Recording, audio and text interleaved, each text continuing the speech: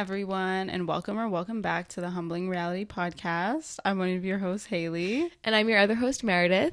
And today we're going to be talking about, well, we've named it the achievement episode, but really it's just the top 10% kids versus everybody else. And all a K through Post-grad. Yeah. I guess but we'll jump around between different areas of school or different times in schooling, but it definitely means more later in the later years. Yes, like for sure. High school. I mean, in kindergarten, no one really cared, and it wasn't established. But once you get to high school, all of a sudden, it becomes a big thing. Huge. I feel like even as we're growing up, people are like, oh, like what do you want to be when you go older? Like where do you want to go to school? Mm-hmm. I would say it doesn't happen as much when you're like super little. I feel like it's just the career question, but then getting closer to high school, because high school can determine where you go to college, or it can like create opportunities and whatnot. So I feel like as you get older towards high school is when it starts to become apparent, like when you start to be ranked and the rankings mean something, for whatever reason. Okay, so I guess looking through I would say like let's start by looking through the high school lens, because that's when it's really apparent. Okay, yes. Like you said, the grouping, and it becomes important around like upper middle school. Like, yeah, you knew who was like smart or objectively like smart and who did well on tests and whatever. But we were not separated based on like ability. Mm. Like it was all Red Sox, Bruins, Patriots. Yeah. I think it was grouped. It wasn't grouped based on math and reading, because we would split for math and reading classes. Exactly. So everything else was just, hey, whoever, just like a hodgepodge group of people that they pick names out of a hat, and like that's all that happened. Yes. So yeah, you'd be like, okay, obviously blank is the smartest person in the class in this subject, but no one really thought about it in terms of like, when we get to high school, senior year, we're gonna have to worry about if we're top 10. Like, no one cared. Yeah, no.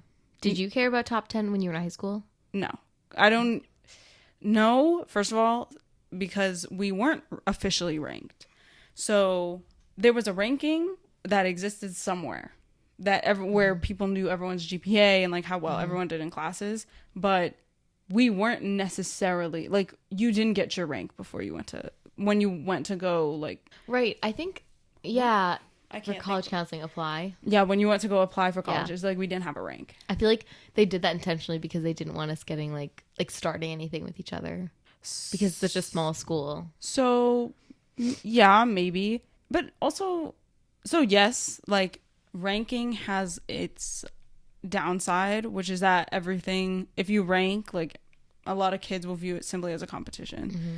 And so everyone will try to like do whatever it takes to get up like 0.1 in their GPA. Like, absolutely makes sense. If you're number 12, you'll do anything in your power to get into the top 10, especially at bigger schools. Mm-hmm. Being in the top 10 means a lot. Like, there was 100 kids in our class. Like, I mean, being in the top 10 just meant you were literally like top 10%. Mm-hmm. It wasn't top 2%, where other schools it's top 2%. It was you're the top. Like, you're top 10, you're the 10 best of 100. Yeah. Like, there's not That's much the thing. to it. You could say, like, oh, I was in the top 10% of my class. Okay, and? Or it's like... You could say top 10, and it means top 10%. Other schools, if you're the top 10, it means something completely different. Yeah. But see, you don't have to qualify. Yeah. No one's going to be like, oh, how many kids... Well, if they ask how many kids are in your school, it's none of your business. But I don't even know if I was in the top 10. I definitely was not. I started all of a sudden, like when we got closer to high school and people started talking about their GPAs, because we didn't even talk about GPAs really. Yeah. The only time it mattered was when they were picking valedictorian. Yep. And salutatorian. Yep. And then all of a sudden there was like 4 kids in my class, and they pulled them aside and they were like, so it's coming down to the wire. Yeah. Yep. And they were like, it's really, really close. The top 4, it's going to be one of you. That's so stressful. And if it's something you want, I guess. Which I think they all did, right? I don't know if a couple of them cared much. Okay. Some of them cared more, but they were also like... So, okay, the top 2 were especially really close. it was like, we don't know who's going to be the valedictorian. Like it's a toss up. The other ones were a little further behind, so I think they were like, why break our back the last semester, like the last quarter, no, you're if like, we're just not going to make it? yeah. So, and these were already like straight A students, so Right. I was like, you're gonna aim for 99.9 on your Right. on everything. So I think in high school, it felt like, okay, I think the top 10% or whatever you say, the valedictorians, the smart people, the academically smart people, it felt like they... It's really okay. No one's gonna come for us. I'm trying to like think about it because it was just like a little bit shocking because for some of them it came so naturally, and I would just be in awe where I would be like, you just sat in class and you passed this test, and I actually did the homework and I did not pass this test. So I guess there was some like jealousy, but that doesn't, I don't know if that means anything in the real world because yes, things come easier, like academically they come easier to you, but you still got to do the work like everyone else. Like you still have to go to work. It's not like you're just going to like remember something and that makes you a billionaire. Like you have to go to work. Do you feel like we were truly learning, or were we just memorizing? Like certain things. I'm not saying everything, because obviously you have to learn how to like read and write and whatever. But I feel like memorization. Okay, because you know when we had like science tests, especially at the beginning. Oh my God. The study 8th guides grade. were the same as like the test. They changed it after a while because they'd realized that like they would just change the numbers in the test. But the question, like the way to solve it would be the same way as the study guide. Yeah. They had to change that because they were like, oh shoot. All It's that's not happening actually- is people are yeah. literally just like memorizing Yeah. what they learned, and they're just like inputting different numbers. And so I think they changed it our year. Like they changed it mid-year. Because he realized, he was like, people are studying like 20 minutes before class, just memorizing like yeah. the equations and the thing, and they're just like inputting it back. That was why I was like, did I learn anything that year? Like, did I really? I don't think so. I think to answer your question, it was memorization. Maybe in high school, like it got less memorization, especially when it when it came no. to IB, like it was really hard to just memorize in certain subjects. But also there were other things that were memorization based. To me, it's all when I think of if I learned versus if I memorized, the only thing I learned, because and the way I justify this is because it's because like I know how to think about things. So like in physics, he taught us how to critically think about something and like dissect the problem and how to use the resources that you have to help you solve the problem. Yeah. Which has helped me in so many areas of life. In history, all memorization. I would agree. Even in like IB, I failed out of IB, but surprise, I'm not a history guru. You had to memorize dates and facts. Even if it's not memorizing, you're still remembering, you're still recalling. Like, how are you? The application of that knowledge is in an argument because it's like, or it's a discussion. Discuss why. It would be like discuss the reasons that the U.S. went into joined World War II. Yeah. And you'd have to memorize the reasons. It's not like you can figure it out. Like, it's not like you can think about it and figure it out. So definitely, so I agree with the history one for sure. No, Yeah. everything really was written verbatim. Any essay question, verbatim. Yeah. Any short answer question, verbatim. And So then it's- there's you're still not an multiple active choice. learner. You're just No, you just had to memorize and write it down. You're which just is why like I didn't plugging and chugging. Sorry. plugging and jugging. Like, you're just outputting the information. It's in Yeah. one, write down, out the other.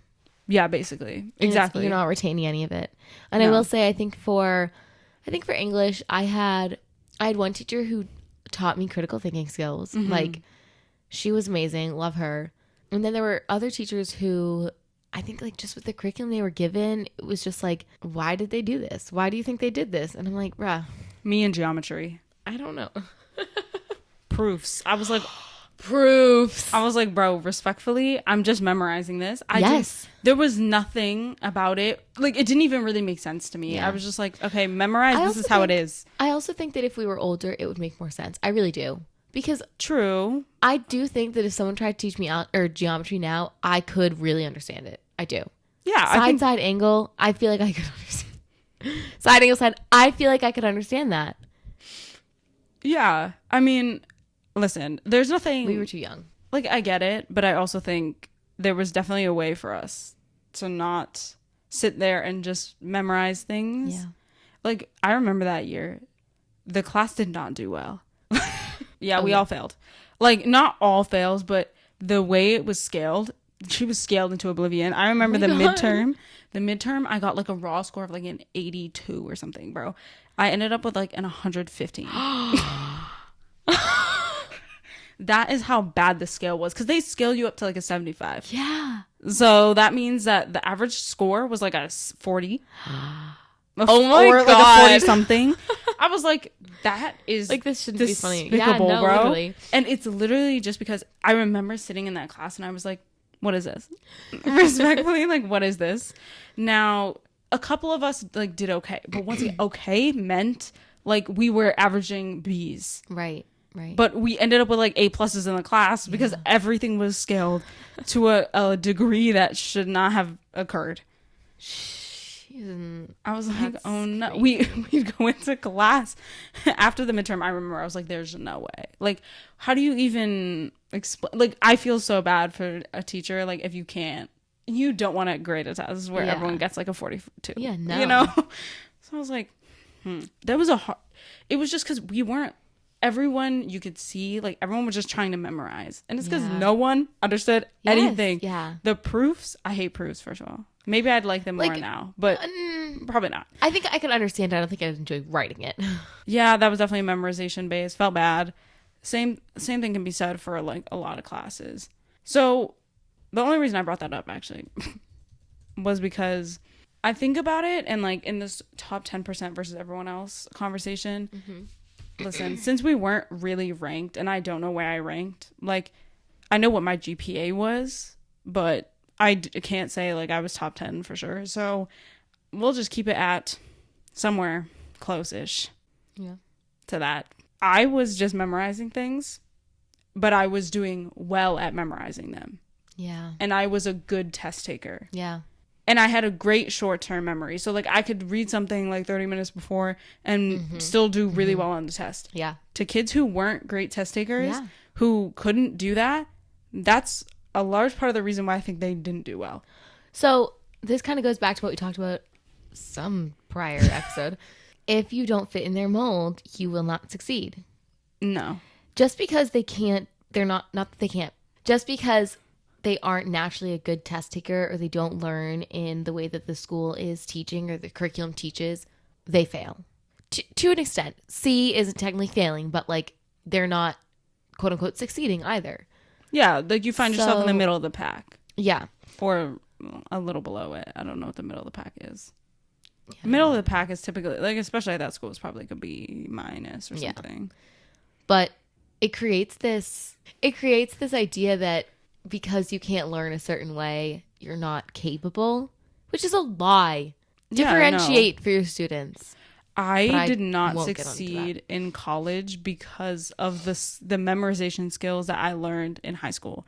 There's just that, nope, didn't happen. I actually realized going into college, a lot of people talk about the transition from high school to college and how if you went to our high school, a lot of people say like college is actually pretty easy. Blah, blah, blah. And I'm not saying it wasn't easy or whatever, but I feel like going into college, especially with like essay writing and whatever, I think that somehow also has to deal, well, in humanities classes. I ain't talking about no STEM classes. Y'all have a whole other thing going on. But in humanities, like, you have to write an essay. But what does that mean? It's like everything is an open note test, open note book, open Right. whatever. All you need to Right. know or understand is like what you're reading. You need to Yeah. be able to understand like what someone is writing and then interpret it properly. Quote unquote. Yeah. And that's it though. Outside of that, it's still like memorization and writing based on, or not even memorization because it's open note.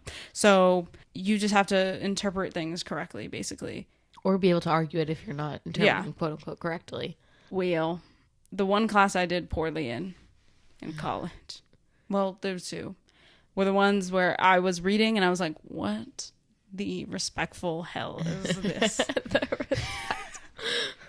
Respectfully. I was What is genuinely confused. I remember it was a religion class. I was like, it was religion philosophy. I have never felt so out of my element. I was like, people had talked about this professor so much, and they were like, he's great, he's incredible, blah blah blah, like one of the best teachers ever, blah blah blah blah blah. And I was like, okay. So excited. Here we go. I was like, y'all got me. I'm interested. And I remember the first assignment we had, I did well, and so I was like coasting, because you can drop a class, and if I hadn't done well, I definitely would have dropped the class. She got trapped. Dun dun dun. But then after this one damn thing, I was like, wait, hold on a minute. And he would write, and like on half my essays, he'd be like, what? That is the worst thing to hear. Like, yeah, I think you got this wrong. And I was like, Jesus. You're like, but I supported it with evidence. I tried so hard in that class just to come out with like the worst grade I've ever received. Oh my God. Oh. Which, okay, to other It's people, not even, they'd be like, but like, that's still your worst grade. But to me, I was like, hold on a minute. In college, I was humbled. And that's what happens when some of the top 10 kids go to college where the other top 10 kids go, and then not everyone can be in the top 10. Right, because we're also big fish in a little pond. Yeah, and for sure. Some of that might have been a little fish in a big pond that made 10% or top 10 or whatever. Listen, you know what I mean? It's like going to Harvard. Okay, I'm not trying to use Harvard always as an example. It's just the school that happens to be the closest. That is the best. So if you go to Harvard, them kids are like the top 1% of all the like top 1% schools. Yeah. Yeah. So when you go there, like not everyone can be the top 1%. Right. Because you're all top 1%ers. Right. So like you are really humbled in school when you're like, you'll get a 97. Or, okay, whatever. It's based on, it's mainly like letters or whatever. Yeah. But if someone gets like an A, because our school didn't, like we had A pluses, but it was really, really hard to get an A plus. Amherst? Yeah. We didn't have A pluses. We just had A's. Well, that's what we thought until I saw someone get an A plus. Oh. So it's possible. No, on their on our syllabus, on all our syllabi, it said 93 to 100 is an A. Oh, I can't remember our syllabus. Because you know me, I'd be spending my hours being like, what do I need to get an A in this class? I can't I was remember. much more of a tryhard in college than I was in high school. Much more. Because I cared about the material. I did not care about cosine, tangent. I could not. History, could not care less about. English, I think if I was not so burnt out, I could have been more interested in it. But to have to write essays constantly, not interested in that. So nothing interested me. The material wasn't interesting or the assignments weren't interesting to me. So I never thrived in high school. I think I was burnt out by the time I got to college. Yeah. Yeah. Unfortunately. I was burnt out, honestly, senior year of high school. Because I tried really hard. Especially like early high school. I was like, oh my gosh, like anything is possible, you know? And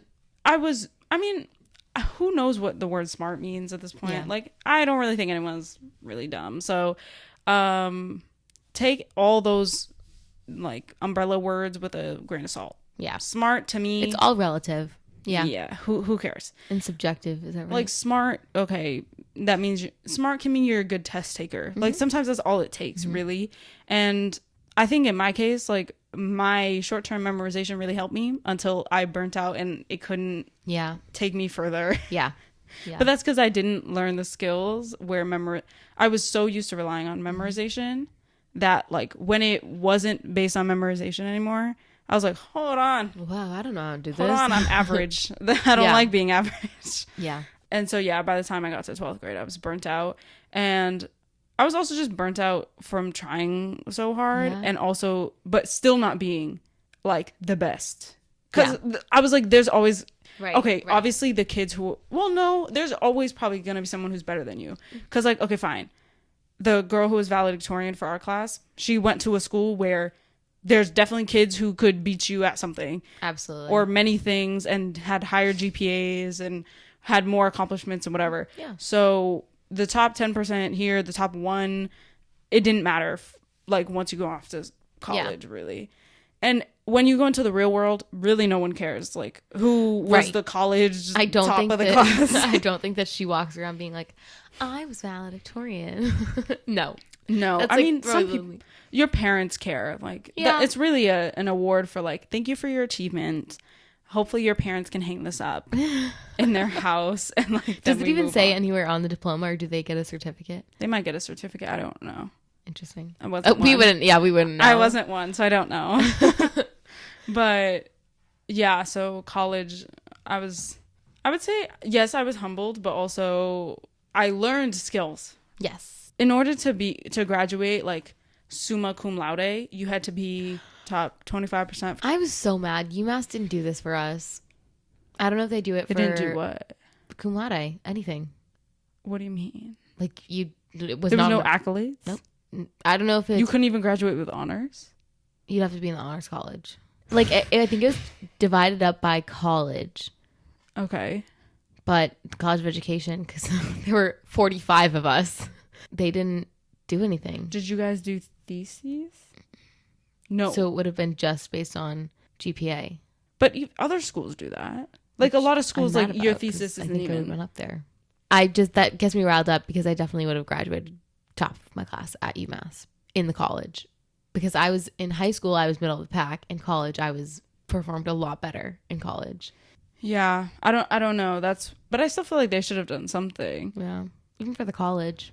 But I guess it was hard to not get an A in some of those classes. But I was like, hey, we had a second major, so I worked really hard to get good grades in my psych classes. To then, I mean, there were kids. Well, I'm sure the STEM kids in like our class, in our our graduating class would have been like, it was definitely harder to get an A in like biochem than it was. Yeah, for sure. But it doesn't mean I didn't try. I guess. No, for sure. But like in neuro, I learned bio for neuro. I was like, bruh. Shout out Leanne. Leanne knows I had her quiz me constantly on neuro. That was something I memorized. But that was another thing where it's like I learned in college like how to think about things and how to understand things, because it would be like, oh, if this protein or if this element, I don't even know at this point, if this element is positive and it goes into the cell, then the cell becomes what? You know what I mean? Like you had to memorize if it was positive or not, but then you were able to figure out other information from there, if that makes sense. Like it was still part memorization, but you still knew how to critically think about a problem. Yeah, fair. But in I high didn't take school, any classes like that. It's all memorization. And I think in college it was definitely a lot more critical thinking and creative thinking, which when I wrote this question down, or like the topic, I also wrote down that capitalism thrives off creativity, but it's not taught in American schools, because even in like public schools, it's, can this person test well? Yeah, it's all about testing. It's all about testing. But which is seen through like how every school is graded. Yes. It's graded by like MCAS or whatever your MCAS equivalent is. Everything. SATs, like obviously that's standardized. ACT standardized. All based on testing. Like there were some kids in my classes, I was like, y'all are smart as crap. Like probably just like you could do the same things I do if you just tested well. Like if you just, or you were a better writer. Like that's what's so sad is like sometimes your point doesn't get across if you don't write it the way that they want you to. And it's all based on like language and God forbid you don't put like a comma somewhere. You know what I mean? And that's your separating factor from like a proficient to not proficient. So many of them are capable if they were given the right tools. I think if we just like taught in different ways too. Absolutely. If curriculums were different, like those kids would be fighting for the top of the class. Absolutely. Yeah. Especially, okay, every school is different, so I don't want to like use too many of our school examples to like bring into the conversation, because some people are probably gonna be like, yeah, we didn't do that, so I have no idea what you're talking about. But I'll never forget, like, we used to take art class, like you had to go to art class when we were younger, or even I remember. Not that physical education really matters much, but once you get to high school, a lot of those like fun activities or what some people consider fun, they become like electives, optional. And I'm like, why is art optional? Yeah. Like, I understand some people can opt, like, okay, fine, if you want to opt out of it, okay, you're boring. But Did you take art in high school? we had no, because it was, well, IB, when IB kicks in, you have to take certain classes, and it was like two languages, econ or art. And unfortunately, like for your resume, like when you're trying to get into schools, Right. art doesn't look as good as yeah. 2 languages or econ. Yeah. So we had a choice, but the You always choice, have a choice. Lies. but the choice wasn't optimal. Yeah. So it didn't feel like you could choose that right. one and still do, they weren't promoting art Yeah. as your final class. Like, Yeah. that's for dang sure. So, but the kids who did IB art always looked like they were having the best of times. And I was like, Well, you damn brought it. this up at like the beginning of the series, or not even the series, the podcast of art not being valued, the arts in general not being valued. Yeah. And to your point, it's not valued. Anyway, I think that it kind of goes back to that. Like, part of me wonders if that is an underlying factor as to why they don't teach creativity. But, they're raising the MCAS scores for some reason. Like, I I think can't even get into that. I think it directly has to do with like the way the job market is viewed. Like what are the specific elements that people want in the job market? Like when you go out into the workforce, what are the qualities that people want from you? They want you to be like a hard worker. They want you to be a team player. They want you to like simply do the tasks you're given or whatever. And if you have ideas, they want you to have ideas, but like they want it to also fit within their scheme. Yeah. So everything that we learn, like from pretty much the day that like we enter school, maybe like 4th grade or whatever, because I feel like early in they're just teaching you how to read and like be a kid and like grow a little bit. So after that though, everything is kind of like controlled in a way to kind of just get you there and like make sure you have those qualities to basically be a good worker. Yes. Which, I mean, once again, like, okay.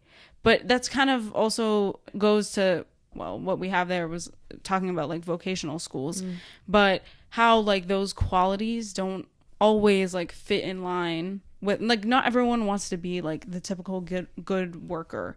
Like, not everyone will sit at a desk and work. Some people will work in like retail, but like those have different qualities and like different things that you need. Customer service too. Like in customer service, memorization isn't always like, you need to know how to like interact with people. And in school, you are supposed to learn that through like interacting with students and teachers or whatever, but also like the respect thing kicks in because like teachers have authority over you. So like, that whole respect is you earned, learn how to be a part of society.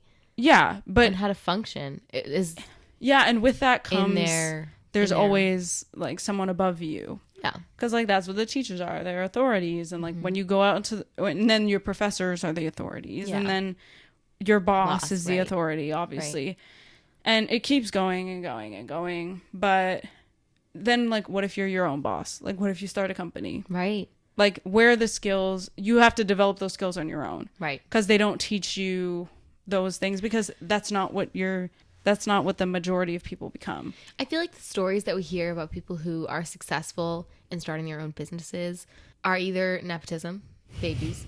Yeah, you do need to have money. Or reasonably. They were like the weird, quote unquote weird, maybe not weird, but for lack of better words, quote unquote weird kids in school, or maybe the ones who just didn't fit in. We shouldn't say weird. The ones who just didn't really fit in, kind of thing, and weren't quote unquote successful because they were creative and because they had a brain that thought differently than everyone else's and didn't conform. And so they were able to think outside the box, and they were able to make that work for them. I also think a lot of there's a pipeline from like lack of respect in the workplace to people who just start their own businesses. Yeah. Because there's so many people who go in and they're not respected. And I hate to say, a lot of times, in certain like male dominated fields, it'll be like the women who are like, okay, fine. like, I guess I'll just do this my damn self then. Yeah. I think that's a lot more popular now too, more common. Women are just like, yeah, anyway. Yeah. I'm gonna go make a lot more money than you. Yeah, or men who I guess like just don't fit into that like bro culture. They'll be like, okay, I'll go somewhere else and like I'll start my own thing. But doing that, you need to have certain levels of connections, certain levels of money, like certain levels of stability, skills. Yeah, regardless of where you're going. Yeah. All right, Haley, let's bring this back. Yeah, I don't know where we are. I don't know either. I don't know how. I think we kind of touched on what we wanted to touch on. Capitalism. Capitalism ruined it all for everyone.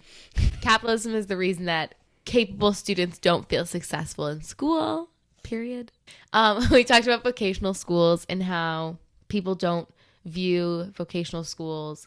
I think people are starting to change their perspective on vocational schools, that like, oh, you can still be successful when you go to a vocational school. Wildly, like more successful than many people who go to college. We've talked about this. Yeah, we definitely talked about this. Yes, absolutely. Episode. But I think people's mindsets are still changing or shaping in that way. Unfortunately, I do think vocational schools are still viewed as like the outlet for kids who just didn't succeed well in like conventional high schools or conventional schools, because like maybe it'll change one day, like who knows. I honestly don't think it will. I don't, frank. Yeah, I don't really either, because it's the kids who like who just don't necessarily want to go to college, or that's the way it's viewed. I think that's relatively dumb, because like, what if, okay, so if vocational kids start going to college, like then what? Like, what'll be the stereotype? Yeah. But definitely our school viewed it that way. Like if you couldn't take it, like you went to a vocational school, or you went to a different high school that was known for being like less rigorous. Yeah. Which is stupid, because once again, like we said, everything was relatively like memorization based. It's what you make of it, and testing based. So it's like like it's what you make of it. Like the people who went to the less rigorous high schools, I was like, okay, and you're still doing a bunch of maybe AP classes, like you're still working hard. It doesn't put down what you did just because you went to a different school. No, and some of those kids end up in the same places after. Exactly. It doesn't really matter. No, it doesn't. Y'all can put down whoever. The whole point, you can put down whoever you want. You shouldn't. But yeah, technically you can, to make yourself feel better. If it makes you feel better, like, who cares? But what I noticed, especially since I was like burnt out, I think I had more of an appreciation after the fact for being like, hold on a minute, let's recollect, let's rethink about this. What was it in like when I was succeeding in school that I had access to, or that I was able to do, that I now can't do? Yeah. And the answer was simply like, the tools that I needed to use were based on like short-term memory that I could do easily, that I could do easily at the time. And I was a decent writer. Yeah. That's really all it took for me to do well in like a number of classes. Yeah.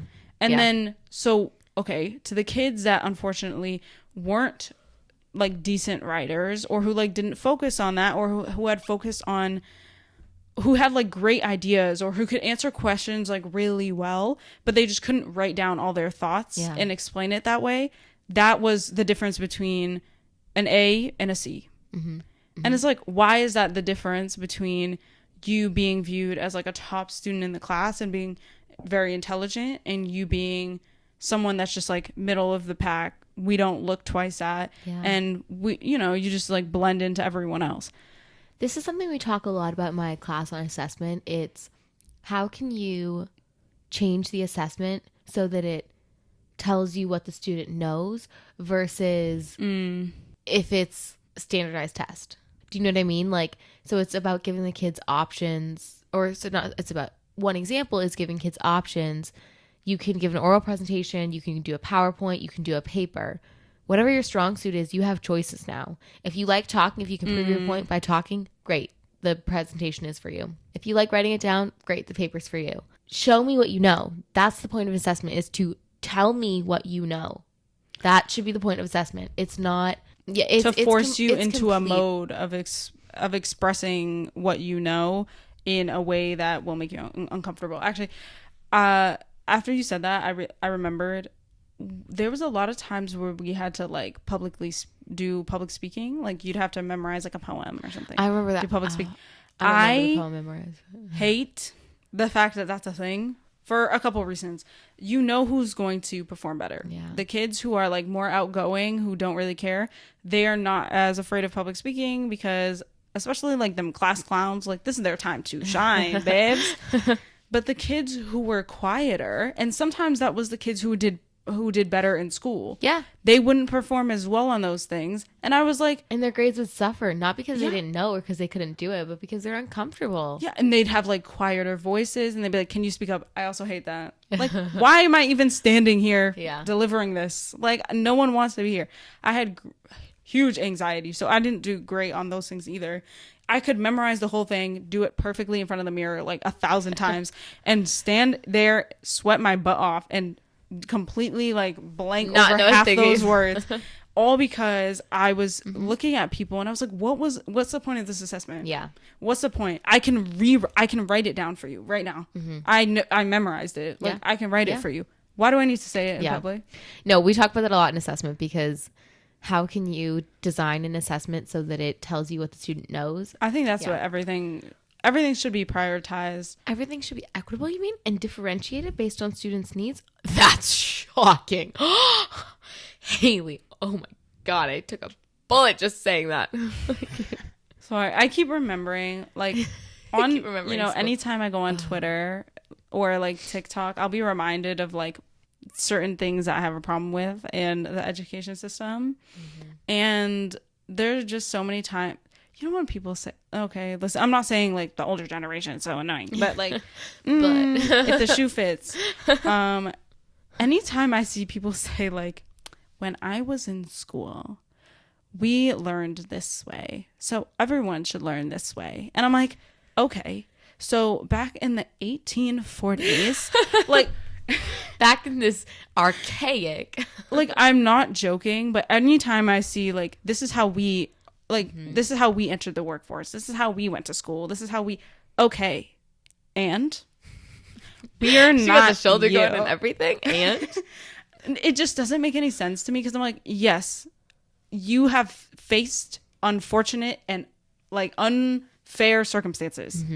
That does not mean we talked about this when we should. talked about unpaid internships. Yes, and it will apply for everything. Yeah, because it works across the board. It will always apply because there will always be people who say, well, we're getting. I hate the word soft. It doesn't mean anything to me anymore. Like, your generation is soft. Okay. Like, sorry. We love ourselves. God forbid. Oh my God. We're healing the words that you gave us. Oh man. Oh, not the dig. The other day, we could do a whole thing on like, we could do a whole episode on like dismissiveness across the board on just everything. But especially from those in the generation above us. But in this regard, they're dismissive of like anything that seems to be us making progress, especially in the education system, because they're like, no, when we went to school, we had to learn this way. I don't care. No, there are so many things that are different from when our parents or that generation went to school. Yeah, I don't care.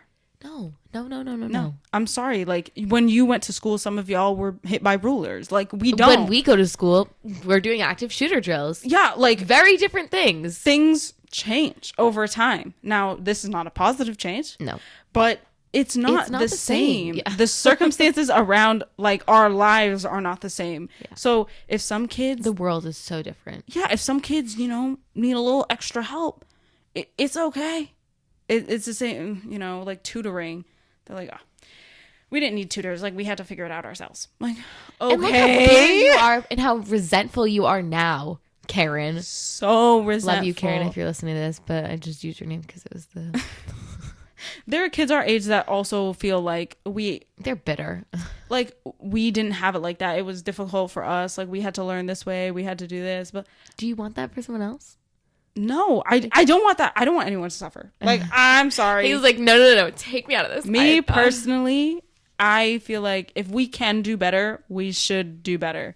Which is why if some kids need to be given other other ways for them to display the fact that they have the knowledge. And if that means that you don't get to be valedictorian because they start to compete with you, and you're like, but I've always been a great essay writer, and they only have to like say it and repeat it back to the teacher. That's not fair. I don't care. It still shows that they know it. Like, if they have the same things up here that you do, and their way of saying, and their way of like expressing the fact that they have that knowledge is through writing a poem versus you like making a PowerPoint, respectfully, I don't care. Not the dance moves. I don't care. It doesn't, they're like, oh, You're like you were stressed about this, supposed Haley. to do it this way. Yeah. If only we looked at rules as not strict rules, but as like ever changing. Guides. If everything was just malleable a little bit, where guides, perfect example. There's certain things that are required. However you get it done is your business. Because guess what? Half of these kids that y'all make fun of are like, oh, they're not good test takers, blah blah blah. Guess where they're gonna end up? Wall Street. So they're gonna end up like selling you houses. Yeah. That are in neighborhoods where they're like, yeah, my house is right next door. Look, we ended up in the same place, because it doesn't actually matter. So I guess that's the answer to our question, guys. you like, I saw a window and I was like, yes. Do the valedictorians have it figured out over the C students? No. They have, yeah, sure, for society, like the way society works. Yeah. Okay, But I'll give you that one, Haley. for how it should, or how like I feel like we would evolve, no. Yeah, I agree. Some of the people that we have the most respect for nowadays were people who weren't coming close to first in their class. And that is okay, because you know what most of the world is made up of? The average kids. That was a great point, Haley. Thank you. And scene. All right, we're going to end it there for you guys. Let us know what you think. Do the valedictorians have it figured out over the C students? Until next week, guys. Bye. Bye. Everyone.